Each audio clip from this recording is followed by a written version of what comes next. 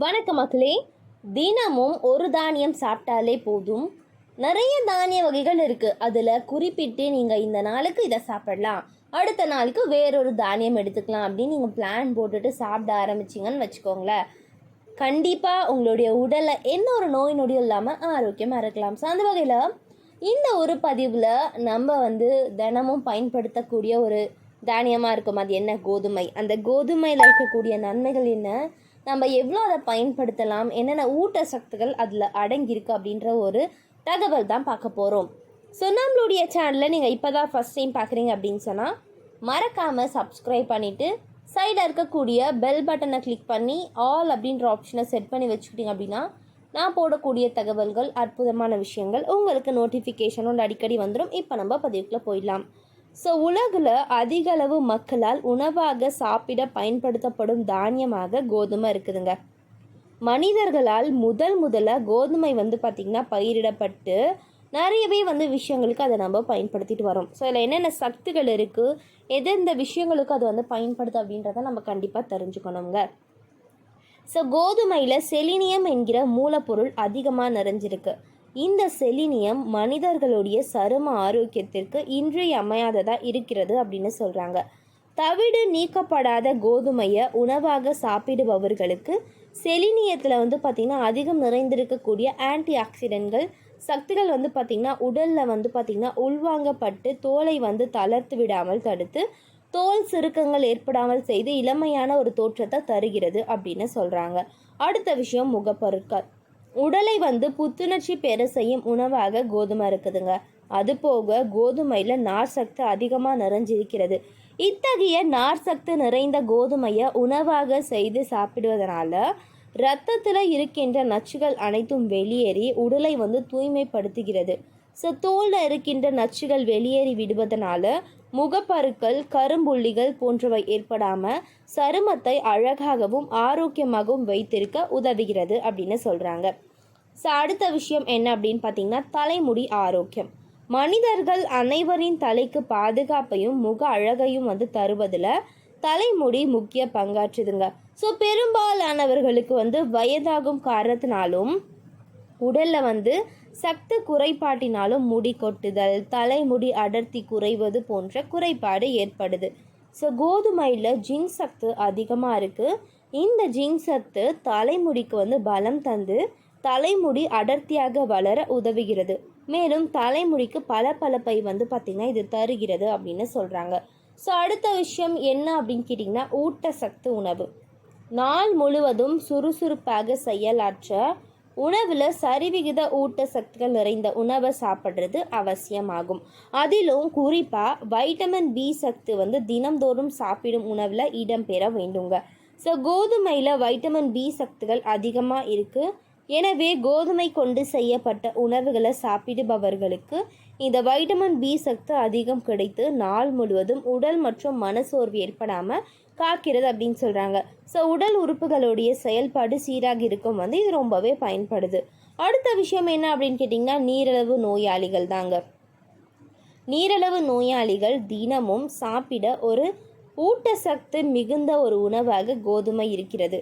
So நீங்கள் பார்க்கலாம், இப்போ சுகர் பேஷண்ட்ஸ்லாம் டெஃபினட்டாக நைட்டில் இந்த சப்பாத்தி, இந்த மாதிரி ரொட்டி போன்ற கோதுமையாலான உணவுகளை மட்டும்தான் எடுத்துக்குவாங்க. அதற்கு காரணம் என்ன? ஸோ சர்க்கரையை பார்த்திங்கன்னா இது குறைக்குது. ஸோ கோதுமையில் சர்க்கரை மற்றும் கார்போஹைட்ரேட் சத்து குறைவாகவும் நார் சத்து அதிகமாகவும் உள்ளதனால நீரிழிவு நோயாளிகள் எளிதில் செரிமானம் செய்யக்கூடிய உணவாக கோதுமை இருக்கிறது அப்படின்னு சொல்கிறாங்க. மேலும் இரத்தத்தில் குளுக்கோஸின் அளவை சரியான விகிதத்தில் வைத்திருந்து நீரிழிவு நோய் வராமல் ரொம்பவே தடுக்குது. அதுக்கப்புறம் என்ன அப்படின்னு கேட்டிங்கன்னா மார்பக புற்றுநோய். இக்காலத்தில் பெண்கள் பலரையும் அச்சுறுத்தக்கூடிய ஒரு நோயாக மார்பக புற்றுநோய் இருக்கிறது.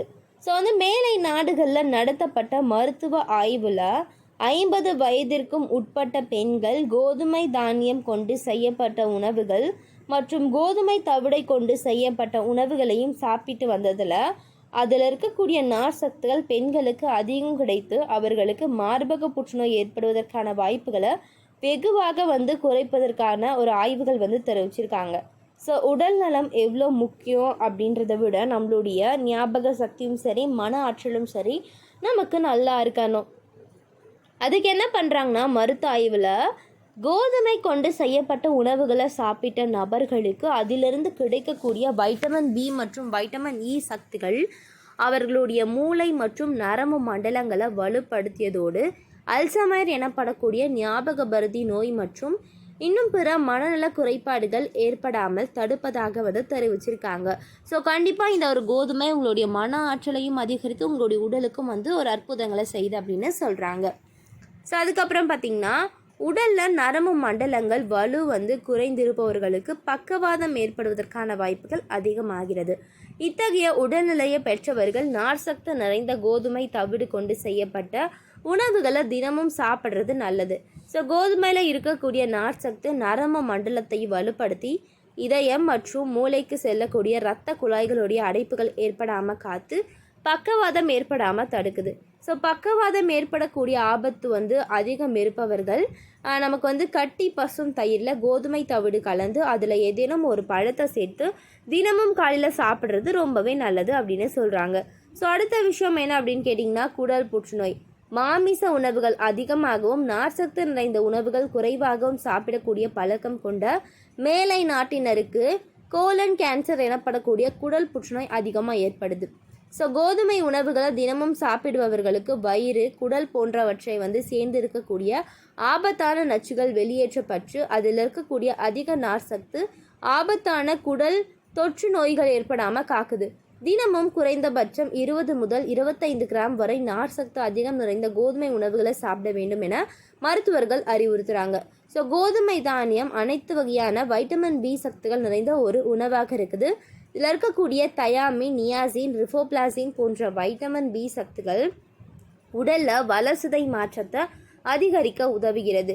ஸோ வைட்டமின் சக்தியின் மற்றொரு வகையான ஃபோலிக் ஆசிட் அல்லது ஃபோலேட் எனப்படக்கூடிய சக்தி உடலில் சிவப்பு ரத்த அணுக்களை அதிகரிக்க செய்யுது. ஸோ கோதுமை தானிய உணவுகளை கருவுற்றிருக்கக்கூடிய பெண்கள் சாப்பிட்றதுனால அவர்கள் வயிற்றில் வளரக்கூடிய குழந்தைகள் பிறப்பிலே ஏற்படக்கூடிய நோய்கள் குறைபாடுகள் இந்த மாதிரியான பிரச்சனைகளை பிறப்பிலே தவிர்த்தரலாம் அப்படின்னு சொல்கிறாங்க. அதாவது குழந்தை வளரும் போது இந்த மாதிரியான விஷயங்கள்லாம் நம்மளுக்கு இருந்துச்சு அப்படின்னா அது அப்போவே அந்த சக்திகள் மூலமாகவே உங்களுடைய குழந்தை ஆரோக்கியமாகவும் எந்த ஒரு நோய் நொடியும் இல்லாமலும் ஆரோக்கியமாக மாற்றிடும் அப்படின்னு சொல்லப்படுறாங்க. எனவே மக்களே இந்த ஒரு பதிவு உங்களுக்கு நிறைய விஷயங்களை சொல்லியிருக்கும் அப்படின்னு நம்புகிறேன். ஏன்னா உடலுக்கு ஆரோக்கியத்தை அள்ளித்தர ஒரு சில தானியங்களை நம்ம எடுத்துக்க தான் ஆகணும். அதனால் கோதுமைக்கு ஒரு முதலிடம் கொடுத்துட்டு அதை எடுத்துக்க பாருங்கள், ஆரோக்கியமாக இருங்க. ஸோ இது மட்டும் கிடையாது மக்கள், இது போன்ற தகவல்கள் அற்புதமான விஷயங்களை தெரிஞ்சுக்க நம்மளுடைய சேனலை மறக்காமல் ஃபாலோ பண்ணுங்கள். நன்றி.